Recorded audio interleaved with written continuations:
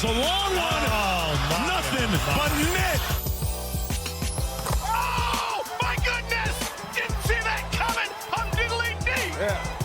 Hello, everyone. Welcome to another episode of All Nat, brought to you by OTS.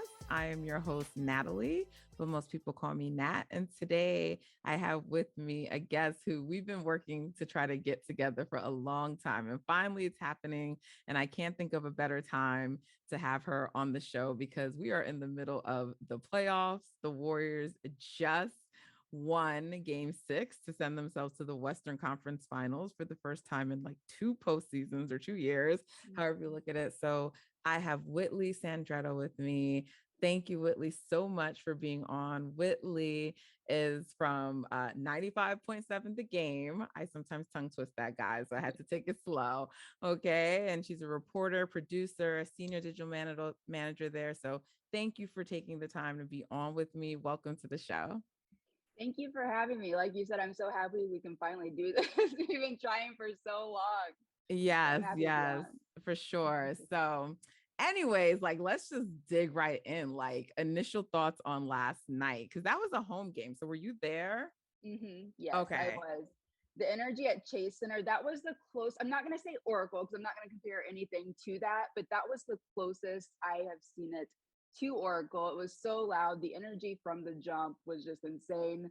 I will say though, when the Warriors started turning over, I think they had like 3 turnovers in a row.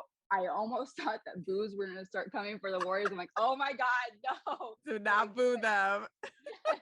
So I got really close. You could tell the fans, they were irritated, but then they ended up turning around and the atmosphere was just, it was incredible at Chase Center. That's good because there's been a lot of talk around the atmosphere for this first postseason run. What has been your view on it? Like, is it as bad as people are making it seem? Is it a bit exaggerated, or is it really been like not that great? Or where do you land? I would say maybe it's a little bit exaggerated, but I think Draymond said it best when he was like, we have to stop comparing this to Oracle because Oracle is a completely different atmosphere. But Draymond, he's also been honest in calling out the fans saying we need more. And last night, I think the fans really took that personal a little bit and they stood up to that and they were like, okay, we're going to show out the entire game. And they did. Of course, there was a moment where the Warriors were playing pretty bad, so it kind of mellowed out. But at the very beginning, the very end, it was great. The atmosphere was awesome. Do you think, like, just from a purely like construction, I guess, basics and acoustics, is there anything to the fact that it's just like a bigger space that could lend itself to why it doesn't sound as loud? I mean, I know even over time at Oracle, people felt like as the ticket prices got more expensive, it kind of priced out some of the fans anyway. So even at Oracle, some thought the atmosphere changed a little bit, but like Chase is just a bigger space. I've been to both arenas myself, so Chase is just much bigger. I don't know if they have like built-in stuff to help with the acoustics, but do you think that is a part of the reason why maybe it doesn't seem to feel like as lively or as loud in there? It could be, but I will say one thing when they developed Chase Center, because I remember going to the tour before it was open, they explained all this. They did try to keep it very intimate. If you look at a lot of these new arenas, I mean, they're just like huge. So they did try to keep that, where it's closer to the floor. Even if you look up at like the nosebleeds, I don't know if you've been up there, but they're like, no, I was on the first level when I went, when I came. So they're in like January. right over the top. So they try to keep everything close to the floor to try to keep that same vibe. But I definitely think there probably is a little bit of difference between Oracle and Chase Center, the size of it. Yeah. But the Warriors, they really did want to try to keep that intimate feeling. Okay.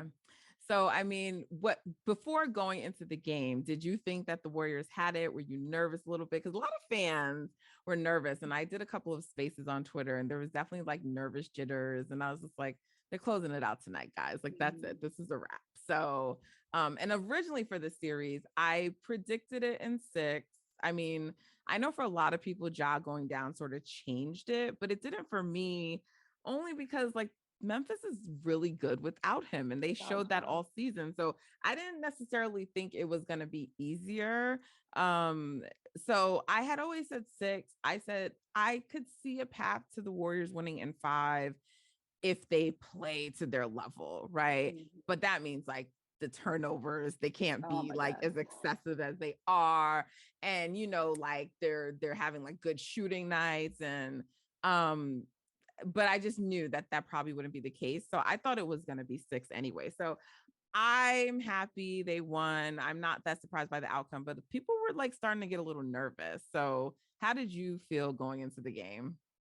I was a little bit nervous, not gonna lie, from a work standpoint, because Okay. for one, like you were mentioning, they're better without Jaw. And I don't know exactly why that is. Obviously, their defense is a lot better without Yes. Jaw, And that's which is a really, huge I part think, of the it. big thing. Yeah, but Jaw, he's such an incredible talent that obviously you want him out there on the floor at all times. Right. But their defense is definitely better without Jaw. But I was a little bit nervous just because I was like, you know what, they're gonna do in 5. Because selfishly, I was gonna have a few days off. I was gonna, leave town. And then of course, it wasn't even a close game when they got blown out. I'm like, seriously, y'all have to do this to me. Oh my God. You sound About just that. like Marcus Thompson. He was just like telling me, he's like, yeah, he's just like, whenever I need to have like a few extra days, the Warriors don't give it to me. And I'm just like, stop it, stop this. They are closing tonight at 6. I was like, I swear to God, if you all don't win this tonight and you end up ruining the rest of my week and I don't get 2 days off in a row, I'm gonna be so salty. So I'm like, I could just see this happening. But also the Grizzlies, they just don't give up. And their No, they fight is don't. just always there. So it's like you never know. And of course, you always have the 3-1 Warriors talk, and I know, even sometimes though you they've get won caught up in many that. series since Exactly. then, like Exactly. 3-1, like they've done it so many times since then, and it, Yeah. it will just never leave them, obviously. Yeah. And I think sometimes too, one thing that concerns me a little bit, they've been here and they have done that. So I understand that. But their attitude and their mentality when it comes to that is just like, oh, we've been here, we're gonna be fine. So they can slack off a little bit, I feel like. Right, for Now, when you sure. get into the Western Conference Finals, that's not going to be the case. You can't just be careless with the ball and turn it over 22 times, however many times. Like you can't do that and win a game. So that's one thing that is concerning to me. But when you're playing a team like the Grizzlies, you could have a bad game 5 and come back and win in game 6. Yeah, there was So a lot of talk around that game 5, and I really thought people started to take it too far. They're just like, championship teams don't do this, and I'm like, but like they they're do already though. a championship, like they're already that. So I don't Yeah. understand, and I was like, guys, it's one game. Like I get it, like it was a blowout, but it's just one game. It's not that, deep. Especially like in general for me, like I get that it's the playoffs, but when a team gets blown out like that, like there's just not much I can read for it. I'm like, you just Yeah. came and you were not, maybe you thought they were gonna lay down for you guys. Mhm. I don't know what you thought, but like I can't even like read too much into that. Yeah. There's zero effort on both ends of the floor. They just weren't Right. They just were about not. that. So I don't know, but there was just a lot of talk around it. And I think so there's a couple of things like with the turnovers. Like one, I think it'll be improved because I think part of all of those turnovers was just the Grizzlies specifically, Mhm. like their length, right? And like the ability to play the passing lanes. And Yeah. I don't know that like any of the other teams, at least for the West, I don't know that any of the other teams will be able to like force those kinds of turnovers, right? Mhm. So I think that was somewhat unique to the Grizzlies, but I could be wrong because I mean the Warriors in general are a turnover prone team, and they were not a lot of them were unforced. So, but I Yeah, do a think lot of them are unforced. I think some of it is matchup specific, but I also think with the Warriors, at least over the years and watching them, I feel like you kind of got to earn their respect, So Mhm. like I feel like they would never go into like, let's say they played Phoenix. I feel like they would never go into a Phoenix series like that because like even though Phoenix hasn't won, Chris Paul's on the team. They've battled against him before. But I feel like they're kind of like, oh, these guys, who are they? They're young, So I Yeah, don't know. Obviously, I don't even interview the team. They've never told me this, but it's just kind of what I feel like them. So I feel like the Grizzlies are now like on their radar. So maybe they would just treat it differently. But mhm. I feel like some of that had to be at play. I don't know. What do For you think? oh, for sure, and then last night, I think, like you're talking about with respect, I think the Grizzlies are finally starting to get the respect, because I know last year after the play-in game, they were so salty, and they didn't wanna give the Grizzlies, like, they wouldn't wanna be like, "Oh, yeah, this team's gonna be around for a long time." After this series, Draymond last night, he was like, "I wanted to talk about, uh, whip that trick, all this stuff. But he didn't. He's like, I just have to give them respect. Steph the same way. He said they're going to be around for a long time. So I think the Grizzlies, this really opened a lot of eyes. And I think moving forward, they definitely, like you said, they're on the Warriors' radar. And I think they earned a lot of respect after this series. Yeah, I still don't like them though, but No. I Oh hear my! you. I never knew this would be like the new Western Conference rivalry. Kind of like the Clippers. Houston Rock guy. Yeah, the Clippers. See, they Houston actually remind me Rockets, more of like the Clippers because, like, well, I didn't like the Rockets either, but I hated Lob City. Like, I hated them. I feel that. I wasn't covering the team during that era, but I just remember the Houston Rockets stuff, Yes. the pettiness that went down. I'm just like, oh my God, this is just like the same vibe. Chris So Paul, the great. common denominator in those two teams, the first two. Yeah. So I really don't like the Grizzlies though at all. Like I was like, y'all gotta just beat this team. I was mad they didn't end it in 5 just because I like can't stand them. Yeah. So I'm happy that it ended. Like I do not like that team at all. And also Dylan Brooks, like I know a lot of people are saying after the foul on GP2, he's not a dirty player, but it was a dirty play.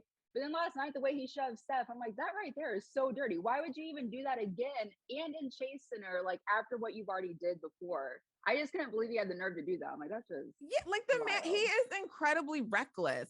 Like to me, the distinction I get, like, listen, I'm not an NBA player, so I don't need to make these distinctions like they do. Like if you are incredibly reckless and you do it over and over, at some point, there's no distinction to me between dirty and just very reckless, because when you're very reckless, eventually it's going to lead to bad things happening. And I feel like that, like even before the series, Brooks is a reckless player. He fouls, he like does these things. And so that play with Steph like annoyed me last night. That was irritating. And he literally shoved him. Yes. So whatever. I'm so glad we're done with that team. Yeah. I don't know if you saw some of the tweets afterwards, but like, did you see Kuminga and Ja? Did you see Yes. And then everyone's like, and everyone's like, he's won more than you. Exactly. Like, yes. He'll be in the Western Conference Finals. You won't. So great. I love that. I love Kuminga's confidence too. He's for a rookie, like he's came in, he didn't play in college, and he's so confident, and that's so huge. Not to get off topic or bring up James Wiseman. No, it's fine. When you look at rookies, James Wiseman's rookie season obviously started off with COVID and then had the injury, so I feel awful for James Wiseman. But it's just like two different completely players, because Kuminga just came in with this confidence, and James Wiseman I think has so much talent. But I'm so concerned about his confidence level, because if you're in the NBA and you have talent, but you don't have the confidence to go along with it, you're most likely not going to elevate to where you can be. Right. And I think that's why we saw Draymond being so hard on James last season. He was like trying to toughen him up a little bit. That was completely off topic, but I just wanted to throw that out there. Like, no, the different confidence levels. Anything Warriors is on topic for this show. Yeah, I'm hoping that James now will be able to like be eased in, and so that'll help, because I don't know. I just kind of always felt like that first year that granted, like things kind of got turned upside down with Clay's injury, but I also feel that they didn't really have like a development plan for him. And then they just sort of threw him out there. And so like now it'll be a little bit different. They have the right coaches. My guess is that even next year when he starts to play, he's not going to be starting. So he'll be able to come off the bench and, be eased in, and, hopefully he'll get some of his confidence then. And, so I'm looking forward to having James Wiseman. We can use that body, his height. I mean, we need his length, and hopefully, because I feel so bad about the way he's talked about, like having to see everything on Twitter. And he's such a good guy too. Okay. Yeah. I really want to see him succeed, and I mean, I know everyone has different definitions of what success can look like, but I mean, the raw talent is there. So I'm not ready yet to like limit his potential. So I'm excited for him for next season, but we got to get through this season. Exactly. So Western Conference Finals. Oh my God. Well, actually, I still want to talk about the games a little bit more last night. So what did you think about Loon?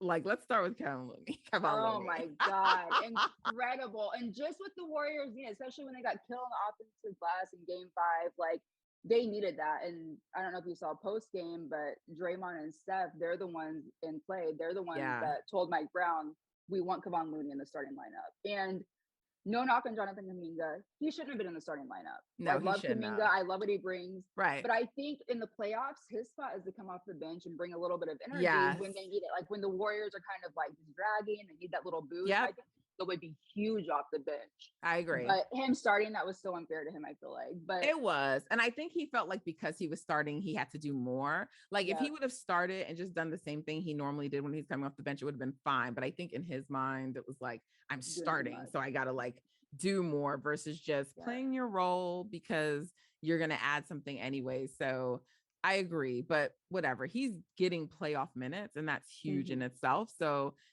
each step he'll be better, and I feel like I see that with him, like even throughout the season, like sometimes he'll come out in a game and be kind of rough. And then by the end, he's like good. It's like he picks up quickly during the game, like while he's playing. So I think the future's so bright for him. I'm so excited about Kuminga. And you can tell he has a high basketball IQ, just like you said. If he starts off struggling, it's so big, especially for a rookie, because it would be so easy to get down on yourself when you're a rookie, you have a bad start.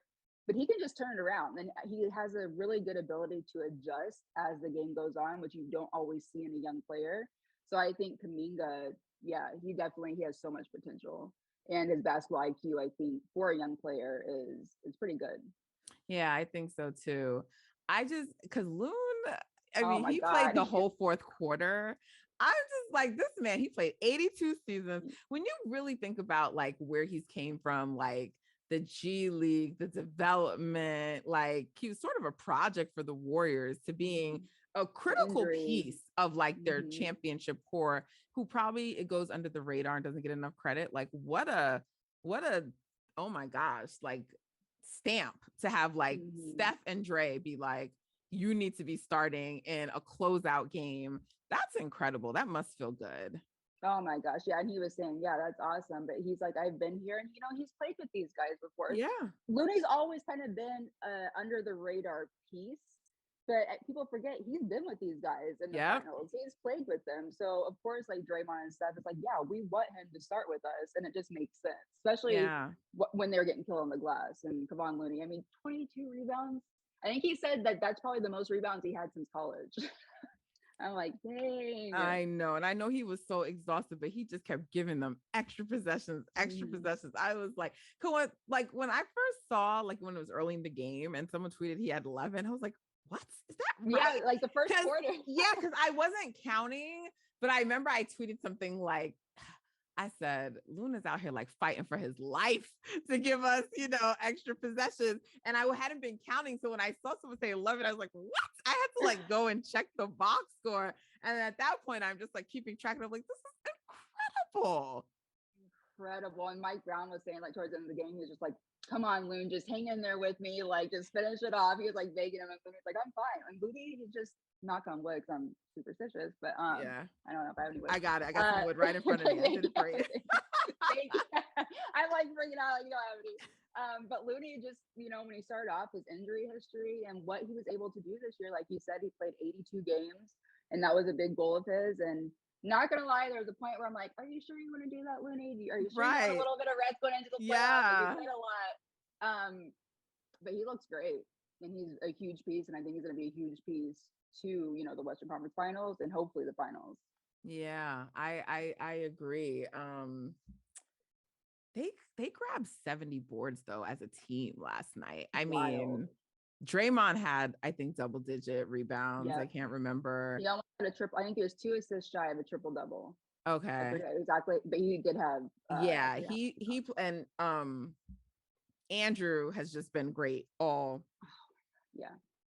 I like Andrew's my me too. I always see her tweets. Like I'm an Andrew Wiggins fan. Yes, me too. And I hate the hate that he gets just because he has brought so much to this team. And I remember when people were saying, include him in a trade for Ben Simmons.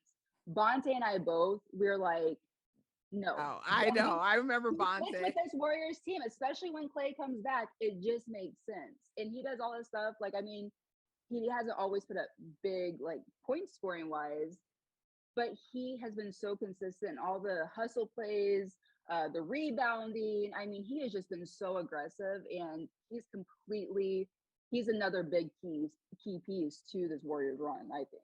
I mean, he was key in the fourth quarter to really turning Oh the yeah. game around. Like he had, I think, like 3 or 4 straight possessions between shots, defensive plays, like that just turned the game around. And after that, that was just it. And I'm so proud of him. I love to see him getting like all this praise. There's no more calling into questioning of his contract, and he's doing it on the defensive end, which still to me is like going like underrated too, because he's a legit two-way force. So I am so happy for Andrew Wiggins. I really hope that they can complete this full run, because I would love to see him get a ring. I think when you think about like where he came from and how people like get on him, and then like when the trade first happened, people were clowning the Warriors for taking him. Then he becomes like an all-star starter this year. I mean, it's just such a great story. I really want this, obviously for all of them, but yeah, I'm a huge Andrew Wiggins fan, so I'm hoping it goes down. I know, me too. Yeah, and then of course, how can we not touch on Game 6 Clay? Um, I mean, it's really remarkable when you think about what Clay's been through, right? To get back here and be in that position. I wish I could like see a Game 6 Clay in person, because I've only, seen it on TV. But like, what is it like when you're watching him doing that in this I'm getting game at chills the right now highest level? I'm getting chills right now thinking about it, especially this last night. Like, after everything he's been through, because players don't come back hardly ever from one major injury, let alone two back to back, missing 2 years. I'm going to need you to knock on wood again because it's superstitious. But Clay's just looked so incredible. And he, took his rehab so seriously. His body, he's in great shape. He's worked so hard for this. And just to see him, go off like that in person in a game 6, and he just has this extra like fire now when he starts going off. You see him like hyping up the crowd. And before Clay, he would never have a reaction. And he was saying how he just will never take this for granted again, how much he loves the game. I mean, it's just no words for what it's like in person. Like I said, I'm getting chills right now thinking about it, but it's Yeah. incredible. I love that he had that moment, especially because he'd been struggling a little bit in this series. So, at that time where they needed him most, because like no one else could really get it going, because Andrew was having a difficult first half. Steph was, shaky till the fourth quarter. So, I mean, what a performance from him. It's just so typical of him. Whenever I think about him having these games, the OKC one, the most famous one, it was the same thing. Like Steph kind of joins him like in the fourth quarter, but he just kept them steady, kept them close, kept them close. Then when you think about that Houston Rockets series, what was that, 2019, when like Steph got into foul trouble and he had to go to the bench and he was just, doing what he had to do. And then, you think about last night, and it's just like, Clay, like this is just really your thing. Like we should just know that game 6 is going to be Clay. So everyone should just like move out the way and let him do his thing. So definitely happy for Clay. And I feel like this is one of those years where like, you're really going to be like, they got something from everyone, because like, even if you think about like someone like Jordan Poole, who at least in both series, like now the first round, the second round, he kind of has started off hot for the Warriors in the first 2 to 3 games, and then seemed to struggle in the later games as adjustments were made. But like game 1, he was their best player in this series, right? And then like he was starting and he like really held it down in the Denver series for some of those earlier games. So like every person should feel like they contributed, I think, a piece to this run as it continues to go. So I love that. And like I back hope to strength in numbers. Sorry to yes. interrupt you, but yeah. No, it's fine. Because I really hope they can get to the finals. I know it's like a very slim chance, but like that might be the only way we get to see a GP2 sighting again. And I would love to have him back. So I hope that they can get there. Yeah, GP2. I mean, he was such a huge piece, and just like when I still think about that Dylan Brooks style, it just irritates me so bad. And that's why it just like made because GP2 was on the bench last night, and that's another reason why it made me so mad when Dylan Brooks like shoved Steph. I'm like, you're doing this right there, and GP2 is right there, the guy that you literally just broke his elbow, like fractured his elbow, and it's just Yeah. the nerve. I can't get over it. But yeah, GP2, I would love to see him back there. I mean, last night when they showed him on the Jumbotron, he just got a huge standing ovation. Of course. And he's definitely became a fan favorite of that Yes. nation. Like a Yes. huge player. Did you see Jordan Poole do the gritty last Yeah. night? Yeah. He nailed it. That's another player. Jordan Poole's confidence. And you know, when he was struggling and he went down to the G League, came back and he was playing better, he never lost his confidence once. Jordan Poole's another one that you just like, if he's missing shots, he's gonna keep shooting. Kind of like Clay. He'll just keep shooting. Right. Love Jordan Poole's confidence too, but I did see him. And he was like getting spicy with the Grizzlies bench last night. They had a couple words like several times. I'm like, yes, I love this. I love spicy Jordan. I do. I love it. I love it. I love all the back and forth talk. And I know everyone's saying this is going to be a new rivalry. We'll see. Because I also feel like, well, depending on who we play next, I just think all these teams maybe could end up being rivalries. Oh. We'll see. Because, like, you know, if we go on to play, and we're going to talk about that next, but like, if we go on to play the Suns, for example, you know, Chris Paul already has that history with this team. So I feel like that would like, you know, feed into it. And then I don't know. I mean, we'll see like about what Dallas does, because I don't feel like we've really had any kind of like animosity or anything with them. Mm-hmm. But if you anytime you end up playing a team in the postseason, that's the beginning of these things. So it would be curious to see what that would be like. So yeah, but I know everyone's like us in Memphis, and I'm just like, honestly, I don't ever want to play these guys again. Not because like I'm scared of them, but like if Dylan Brooks is on the team, he's always trying to freaking injure people. And they talk so much, just the chirping, the chirping, oh the Twitter, like the tweeting. And I even don't media enjoy members them. and stuff. There's a few media members like that stuff that was being said. I'm like, are you serious? You just feel comfortable putting that stuff out there? Like that just shows. Like I'm like, Yes. I wonder sometimes too what those players do with like the Grizzlies. I'm sure there's like shady stuff that you know goes on behind the scenes. If some of these media members are like, oh, I'm just gonna put this out on Twitter. So like it's just awful. I was like, yeah, oh my God. it's weird. Like their media, they were like trying to send the video where like Jordan Poole came to check on GP2 and kind of like, look, he came off the bench. Like, are y'all serious right now? Oh my God. Yeah. It was just like, I was like, what is with these people? I do not like that team. I do not like their fans. So like, if we got to play them, we got to play them. But I actually don't desire, like, let them be someone else's issue, because they are something. They are something. But I'm glad that we won and they lost. And so onward. And then the Warriors get some days off. They get some time off before the next round, and we don't know who they're going to play yet. So I do want to like I want to talk about that and who they might play and what you think about those potential matchups.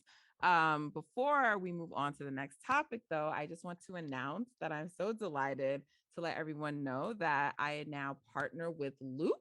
Loop is one of the fastest growing sports communities, and Loop provides sports cards for lovers of the game and for those who just love to collect sports cards as a hobby. You can be a part of it right now. Just use my link. It's personalized, loop.cards/Natfluential.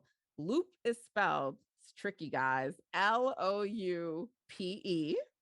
So that's LOUPE, loop.cards/Natfluential, which is my Twitter handle. So you should all know it. NATFLUENTIAL. And when you use that link, you can get $20 towards your first purchase, and make sure you download their app so you can make that purchase in the app. So check it out, guys. Don't say I never did anything for you. So the next series, Whitley. So we don't know who we're going to be playing. I say we, and I like, you're in the media, so I can probably say we. You probably can't say we. So when I say we, I mean me, like we, my team. I know exactly what you're talking about. The Warriors can play either the Phoenix Suns or they can play the Dallas Mavericks. If they were to play the Dallas Mavericks, they would have home court advantage. If they play the Suns, they would not. These two teams are constructed very differently. So I'm curious, what team would you prefer? So, and tell me from a personal standpoint too, because I know you may have like some preferences in terms of travel or where you go. I don't know if you travel for the games, but I know some people who travel with the team, they're like, I want to be in Phoenix. I don't want to be in Dallas. I want to be here. So tell me from that perspective too. But what's your preference in terms of like who they see? Maybe it's just like in terms of watching, you know, player or team style you want. And then who do you think would be maybe the better matchup for the Warriors in terms of just basketball?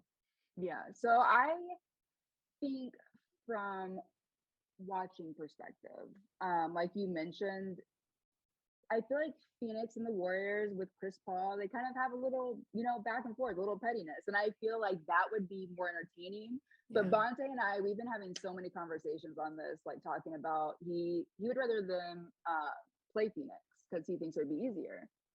He thinks Dallas would be a tougher matchup. And the Warriors, they have had more success against Phoenix this year. You know, we've seen Draymond against DeAndre Ayton. He's been able to shut him down pretty well. And so they have had more success against Phoenix. But I just think the pettiness level is huge.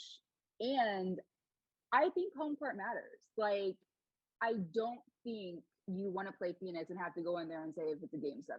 You don't want to have to do that because that arena, it's wild. It does get loud. There's so much energy. And even the Warriors, you know, I know they don't like to admit that home court really matters, but I'm like, it does. Especially home when court it's like definitely matters. I mean, just like last night, we saw how much it mattered. And we saw game 5 when they went to Memphis, you know, it was just awful. So home court definitely matters. But like I said, they have had more success against Phoenix. Chris Paul has just been awful. I don't know what's going on with him the past few games. He's just not right. So I would say Phoenix would be more entertaining, but I would want Dallas for home court. Okay. That's where I'm at right now. Yeah, it's like a toss up for me now too, you know, coming into the postseason because I have my agendas, right? So there were certain teams I wanted to play just because it was like, yeah, I wanted Denver in the first round because that would be the Warriors beating the MVP, you know, because I felt like Steph was unfairly overlooked. Like I get all the struggles and everything, but and I'm not saying that I thought he should have won, but the way he was just completely removed from the conversation because of a shooting slump when his team was still winning and they were still winning because of him. I didn't like that. So I was just like, okay, we're going to just ignore the chef. So yes, I want to play Denver in the first round and I want to beat them. And then I was like, I want the Grizzlies next because people have been talking all year. Oh, Ja owns Steph, and the Grizzlies have our number or have the Warriors number. And then, you know, when they overtook us for the second seed, people like, oh, they're better. They're gonna beat the Warriors. So I wanted them, you know, and then I was like, and then of course we like just finish it with going through the Suns and, you know, people just kept saying, oh, they're the best team. And, you know, I get it, like that they have the best record, but like before the Warriors started experiencing injuries, we were like ahead of them or holding pace. And when that happened, people just acted like the Warriors just stopped playing well and didn't like acknowledge that there were some things happening in the lineup that contributed to maybe why that changed. So in my head, you know, I just had all these agendas and narratives I wanted to tackle. So right now it's like going the way that I wanted. But as the playoffs like went, it didn't matter to me as much because I felt like the Grizzlies got exposed a little bit in that first series that they were in with the Wolves. And so I don't think people were looking at them quite the same. And that was my thing. I just wanted them to kind of be exposed a little bit. And then Denver, I mean, whatever. But same thing now with like the Suns. Like people were before talking like the Suns were unbeatable. And now people are like, are they gonna win that game 7? So it's like now I kind of don't care as much. So I wouldn't mind having home court. And so I guess I'm fine either way that it goes. But yeah, home court is always good, definitely.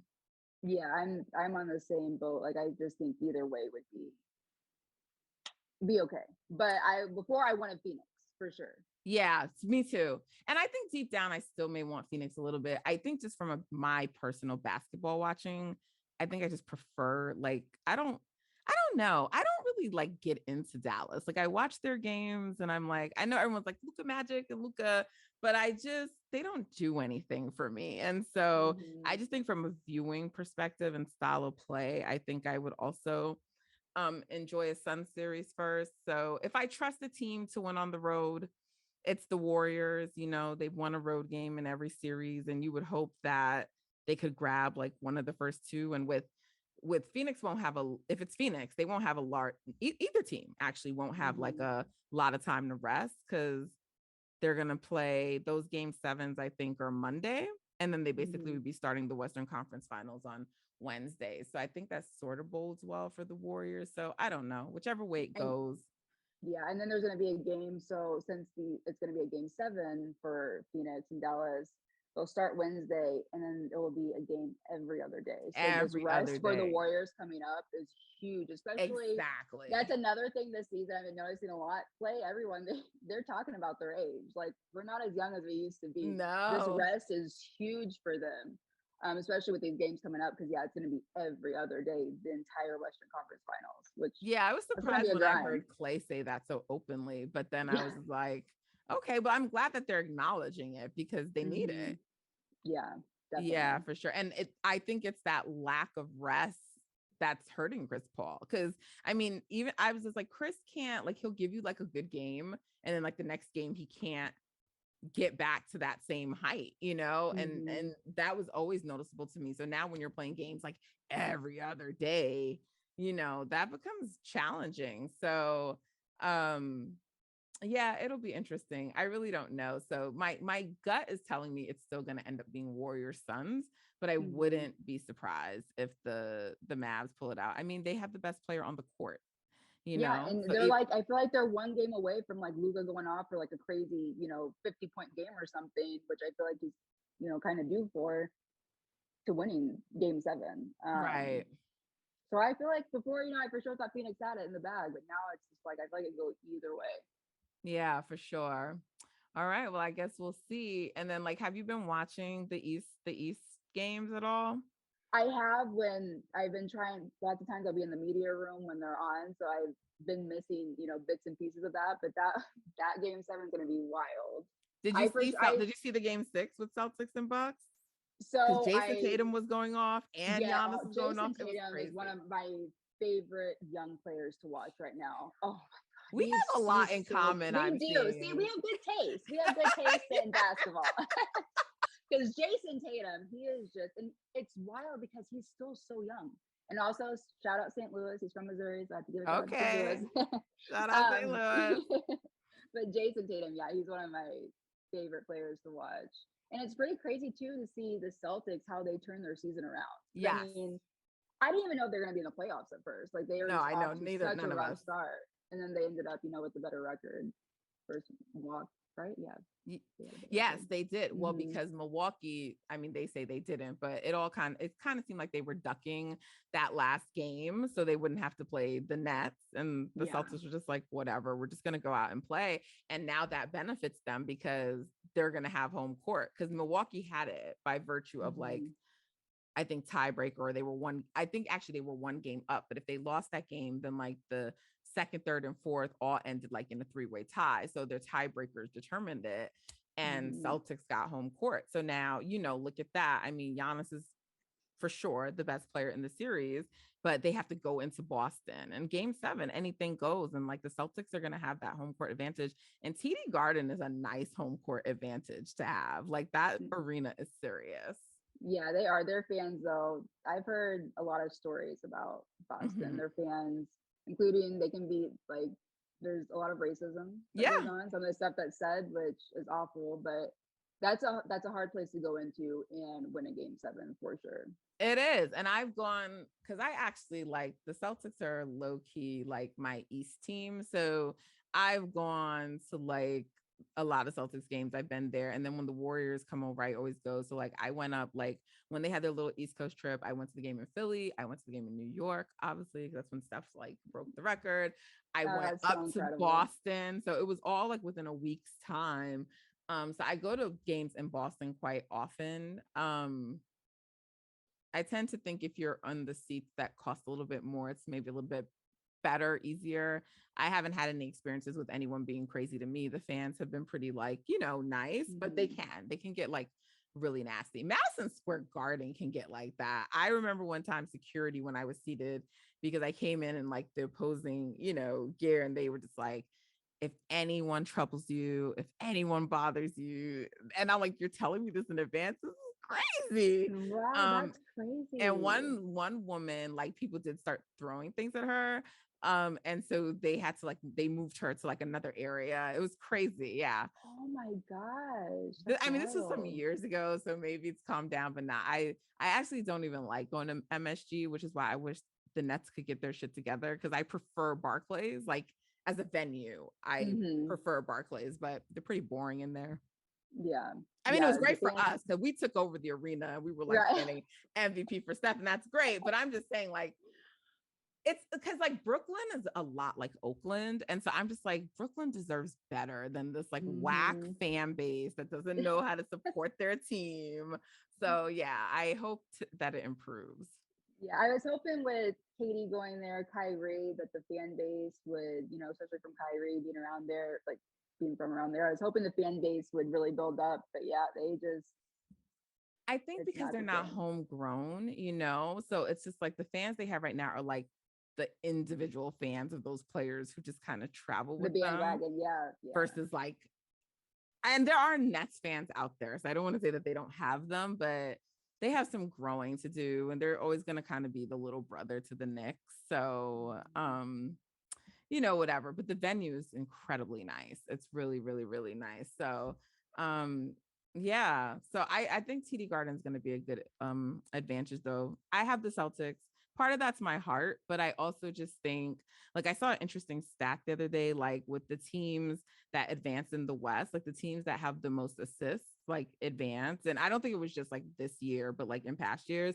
And like that's been the Celtics, and that was the Heat, and the Heat advanced. So I think that's a good sign for them. And Jason Tatum, he seems to just show up in like these big games, like in these game sevens or whenever. Like last night, it was a closeout game, and he'd been not the best all series, and he came out and he like gave you a game. They're going to be at home. They're going to feed off of that crowd. So I have Celtics in 7, but it's Giannis, so you never know. That's the thing with Giannis, but I could see the Celtics pulling it off. Like, I really feel like this game is going to go either way. And, even last year we saw the Eastern Conference Finals, went right down to the wire. And when Katie, his Bigfoot is on the line, and that's what sent the Bucks to the finals. But this game, I feel like it could be the same way. It could go literally either way. I know. Thankfully, it's crazy because I want to say thankfully, like my heart won't be like going crazy, but it will be because I really want the Celtics to win.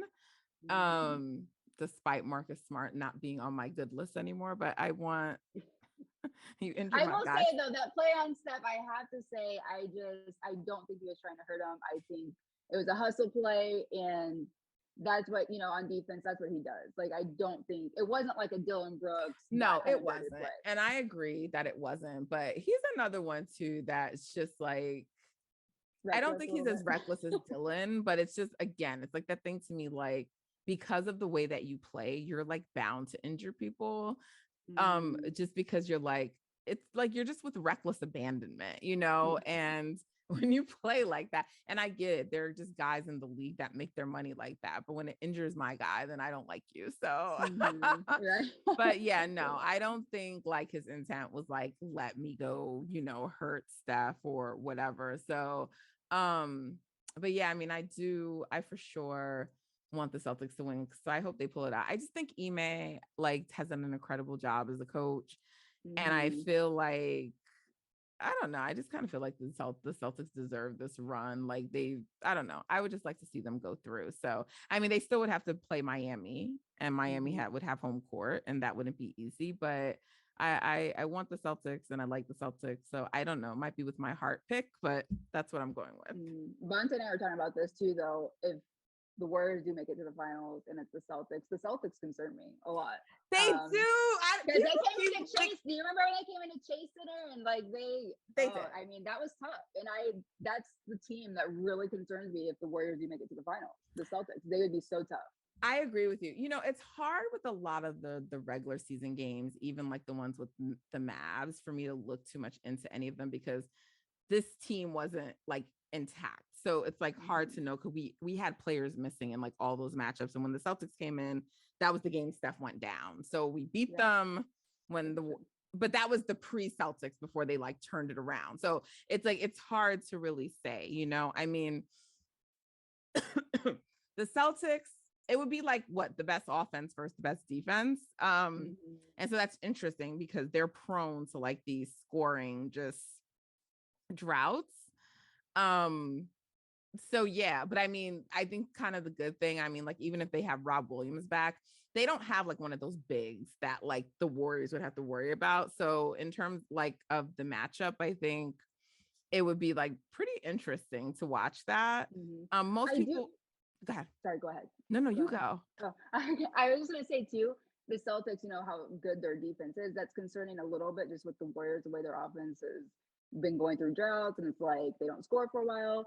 But part of me also wonders if maybe in a way that will help them limit their turnovers because they're gonna know they can't be sloppy with the ball. They have to take care of the ball. Because if the Celtics are going to get turnovers, they're obviously going to force them. And so the Warriors can continue to have these unforced turnovers. So maybe in a way it will be like, oh, we can't be, you know, careless with the ball, making all these, you know, stupid passes that they're just being extra with. Like just get back down to basics, take care of the ball. So part of me wonders that maybe in a way that will kind of wake them up a little bit and be like, okay, we have to take care. Of course, they have to get to the finals first, but no, I know. We look, this is just normal talk. We're not saying they are going to get there. We're respecting all opponents, but yeah, Bonte, when he was on my show, we talked about that too. And we feel similar. I'm just like, he's like, the Celtics, that defense. And I'm just like, I really do think that's probably the most difficult matchup. So I shouldn't be rooting for them. But most people seem to be more worried about the Bucks and Giannis, and I get it. But I don't know. I feel like with the Bucks, I mean, granted, by the finals, you could see Chris Middleton would probably be back. But I just feel like the Bucks are similar in that like you can probably just let Giannis go off and contain the others and be okay. That's what I think.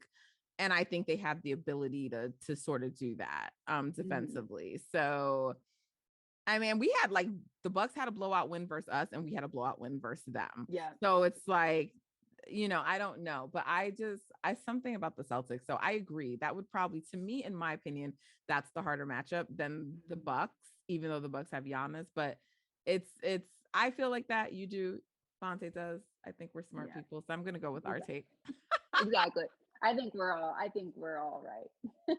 Yeah. So we'll see. We'll see. I would like it too. That's just I would just like to watch both teams play. I kind of like, as I watch that series with the Celtics and the Bucks, I am one of those people who gets a little frustrated, like watching Giannis, because I'm like, some of these are offensive fouls, guys, and you're not calling them. Like he just gets to kind of like barrel in, like you can't breathe on him. You know, people are like, they should stop fouling. I'm like, come on. Like, if you even look at him, these fouls are being called. So I just like, I really do. I'm not in the mood for that kind of like game. So I don't want to watch it like from a just,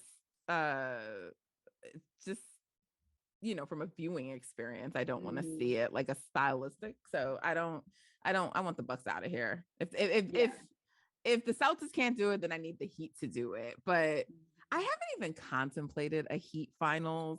And I feel like I'm underselling them. Yeah, I've been sleeping on the Heat. I don't like, I don't know.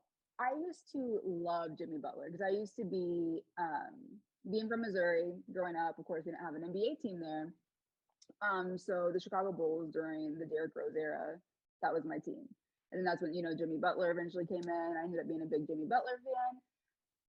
But I just don't see him being that superstar that can carry a team to the finals. Right. I just don't see it. And none of us do. Yeah. And I've been sleeping on Miami. I'm gonna admit. Like all you, of us. I have not even considered them going to the finals. I know. That's why it would be pretty funny if they make it. And I'm like, because I haven't even thought about it, I'm like, how would I feel about a Heat Warriors finals? I don't even know. So I don't know. They could make it, but I'd same. I really haven't paid too much attention to it.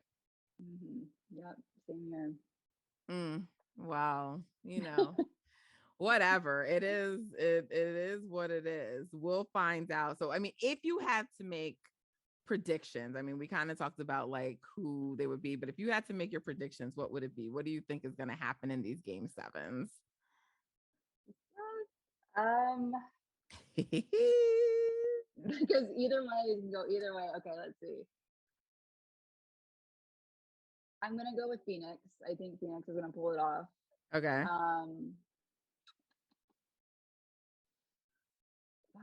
You know what?